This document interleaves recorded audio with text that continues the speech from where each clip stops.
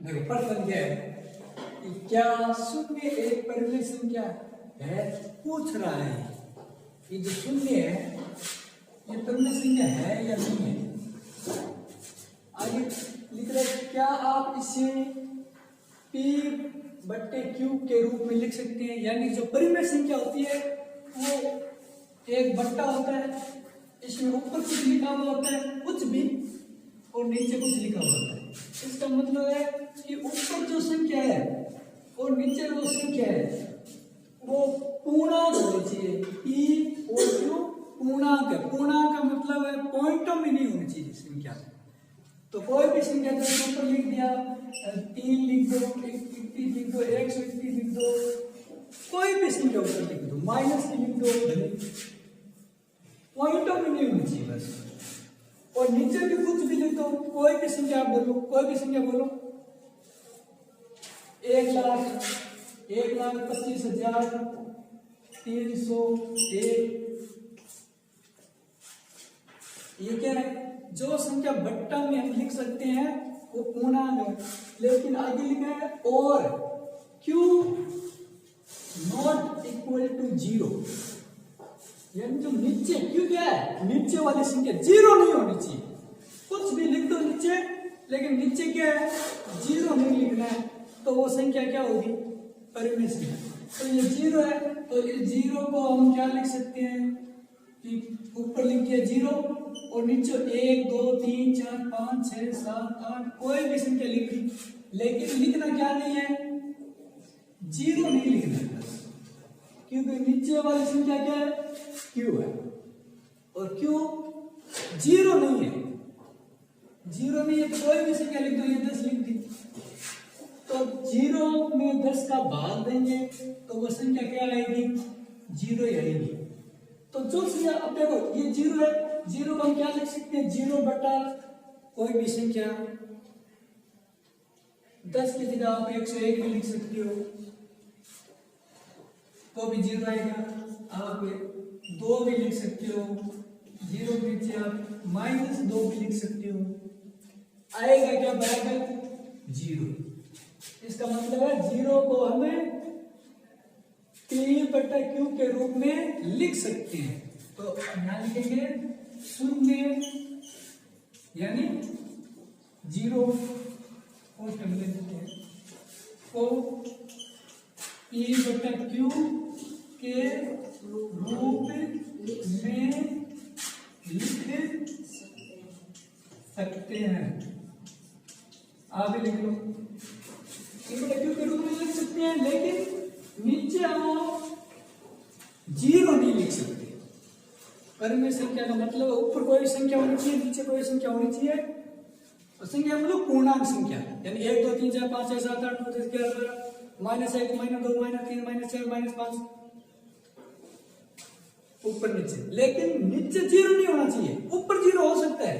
तो ये देखो 0 है और ऊपर 0 लिख दिया और नीचे कोई भी संख्या लिख दी, यानी 0 में 101 का भाग देंगे तो 0 ही आएगा, 0 में 2 का भाग देंगे तो भी 0 ही आएगा। कोई भी संख्या लिख 2 और -2 लिखने की जरूरत नहीं है, आप यहाँ पे कोई भी संख्या लिख सकते हो, लेकिन आएगा क्या, 0। तो ये P बटा Q का जो भी संख्या P बट्टे Q में लिख सकते हैं वो होती है परिमेय संख्या। तो क्या शून्य परिमेय संख्या है, तो यहाँ पे ये लिख दिया कि शून्य को P बटे Q के रूप में लिख सकते हैं। और एक और लिख दो कि क्या शून्य परिमेय संख्या है, तो जब P बटे Q को लिख सकते हैं तो वो क्या होती है, परिमेय संख्या है। तो यहाँ पे कुछ लाइन लिख दो, शून्य परिमेय। ये तो एक आपको उदाहरण दिया है, ये एक रफ कार्य है। शून्य एक परिमेय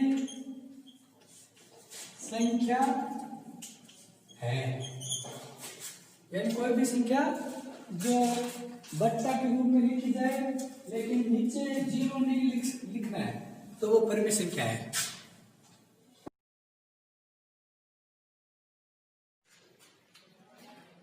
देखो 3 और 4 के बीच में 6 परिमेय संख्या बतानी है, तो 3 लिख लो पहले। अब 3 परिमेय संख्या है तो परिमेय संख्या पता कैसे चलता है? को परिमेय संख्या होती है वो बट्टा में होती है, तो यहाँ पे 3 के नीचे 1 लिख लेते हैं, तो 3 में 1 का भाग देंगे तो 3 आएगा। अब 3 को क्या किया, 10 से गुणा कर दो। अगर ऊपर 10 से गुणा करेंगे तो नीचे भी 10 से गुणा करना पड़ता है, तो 3 को 10 से गुणा किया तो हो गया 30, तो नीचे वाली संख्या को 10 से गुणा करेंगे तो 1 को 10 से गुणा किया 10, यानी 30 में 10 का भाग देंगे या 3 में 1 का भाग देंगे तो आएगी क्या 3। इसलिए बता यहाँ पे 300, यानी 3 को 100 से गुणा कर लिया तो 300, तो 1 को भी 100 से गुणा करेंगे तो 100। इसी प्रकार आप आगे कितने भी संख्या लिख सकते हैं, 3 को 1000 से गुणा कर दो तो 3000, और 100 को भी 1000 से गुणा तो 1 को भी 1000 से गुणा तो 1000। अब इसी प्रकार 4 लिख सकते, 4 को क्या लिख सकते हैं, 4 बटा 1 40 बटा 10 या 400 बटा 100, कोई भी संख्या लिख सकते। 4 क्या 1 2 3 4 5, तो यहां पर भी 1 क्या 1 2 3 4 5। अब देखो ये 6 संख्या पूछी है, कितनी संख्या पूछी है 6, तो 6 तो कम ही संख्या है, हमने 2 परिमेय कोई भी 2 संख्या ले लो, उनके बीच में परिमेय संख्या कितनी होती है अनंत, आप चाहो जितनी लिख सकते हो। तो हमें अगर ज्यादा लिखना हो तो ये लो, और ज्यादा लिखनी तो ये लो, और ज्यादा लिखनी तो आगे संख्या बढ़ाते जाओ। तो हमें 6 लिखने तो हम कौन सा संख्या ले लेते हैं, 1 तो ले लेते हैं ये और 1 ले लेते हैं ये, यानी 30/10 से बड़ी कौन सी है, यानी 3 से बड़ी 4 है, तो 30/10 से बड़ी क्या है 40/10, तो यहाँ पे 40/10 लिख देते हैं 40/10। अब देखो नीचे संख्या सेम है, ऊपर अगर नीचे संख्या सेम हो तो ऊपर संख्या अगर यहाँ पे 30 है यहाँ पर 40 है तो यह संख्या बड़ी है, अगर नीचे क्या हो बराबर। अब इससे बड़ी क्या होगी 31/10, इससे बड़ी होगी 32/10, इससे बड़ी होगी 33/10, इससे बड़ी 34/10, इससे बड़ी 35/10, इससे बड़ी 36/10, इससे बड़ी 37/10 और इससे बड़ी है 40/10।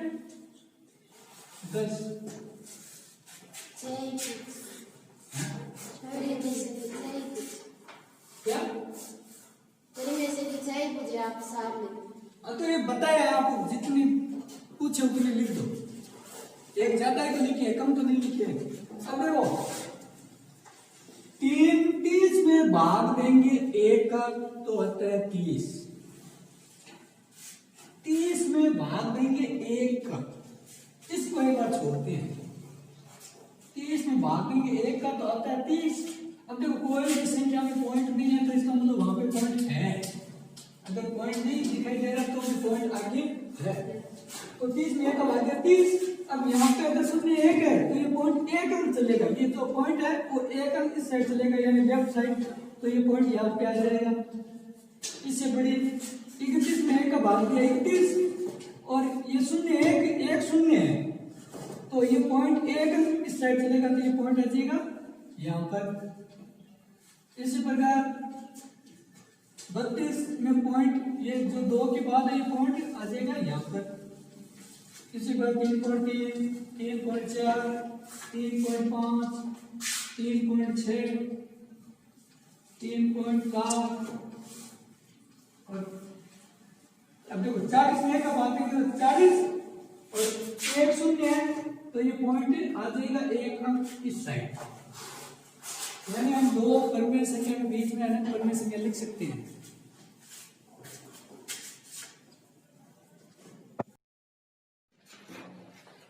देखिए प्रश्न नंबर 3 है, एक प्रश्न 1.1 का 3/5 और 4/5 के बीच में 5 ही परिमेय संख्या ज्ञात कीजिए। अभी बताइए कोई भी 2 संख्या है, कोई भी 2, उनके बीच में परिमेय संख्या होती है वो होती है अनंत, हजारों लाखों करोड़ों, लेकिन लिखनी कितनी है सिर्फ 5 ही लिखनी है। ये रेत के जो कण है ना उससे ज्यादा परिमेय संख्या है। रेत के कण कितने हैं उससे ज्यादा क्या है इन दोनों के बीच में परिमेय संख्या है, लेकिन कितनी है 5। तो देखो पहले जैसे पिछला प्रश्न किया था 3 और 4 लेकिन इसी बदले इसमें लिख दो 3/5। तो 3/5 को क्या लिख सकते हैं 3 को 10 से गुणा कर दो तो ये हो जाएगा 30 हो जाएगा 50।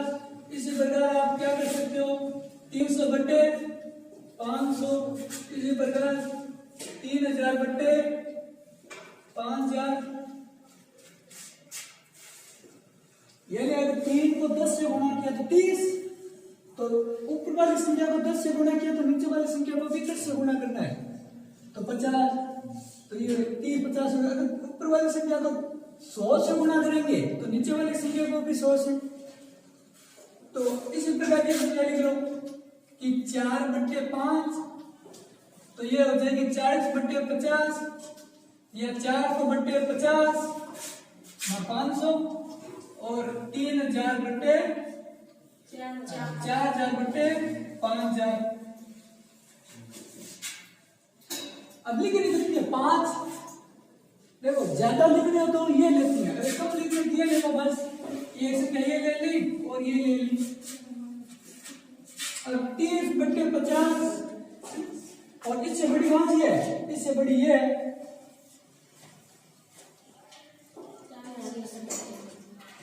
ठीक है ये 30/50 और यहाँ पे लिख देते हैं 40/50। तो 30 के बाद में 31/50 32/50 33/50 1 2 3 ये चिन्ह लगाना और 34/50 35/50 लिख पूछिए कितनी है 5 पूछिए 5। तो 1 2 3 4 5 हो गई और लास्ट में ये लिख दो 40/50। जैसा ये दूसरा प्रश्न है वैसा वैसा ये प्रश्न है।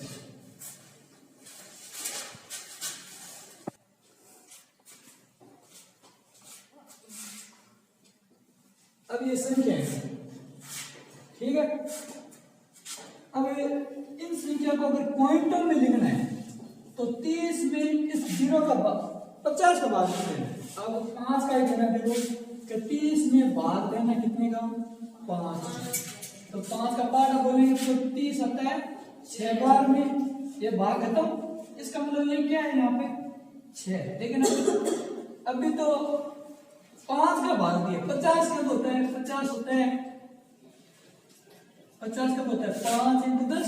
तो 5 का भाग दिया 10 का भाग देना बाकी है। तो 10 का भाग अभी बताया था कि अगर यहाँ पे पॉइंट नहीं दिख रहा है तो ये पॉइंट कहां पर है यहाँ पे है। तो 6 में अब किसका भाग लेंगे 1 का तो क्या आएगा 6। अब 1 शून्य है तो ये 1 पॉइंट इस साइड चलेगा यानी इस साइड ये यहाँ यानी 30 में 50 का भाग देंगे तो क्या आएगा 0.6 या क्या बोल सकते हैं 0.6। भाग कैसे करना है पहले 30 में 5 का भाग दो 30 में 5 का भाग दे दिया तो 6 है। लेकिन 10 तो अपने बाकी है क्योंकि 5 का भाग दिया है 50 का देना था तो 10 तो बाकी है और 10 का भाग देना आता ही है। बस एक पॉइंट क्या करो इस पॉइंट को इस साइड चला। इसी प्रकार 31 में कैसे 31 में भाग कितने का देना है 5 का। तो 56 से 30 घटाया तो ये क्या आया 1। अब यहाँ पे आ जाएगा पॉइंट और ये 0 पर 2 बार। ठीक है। अब देखो 31 में भाग कितना थे 5 का भाग है लेकिन हमने 31 में भाग कितना करना 50 का। तो 5 का भाग दे देंगे अभी बाकी कितने हैं 10।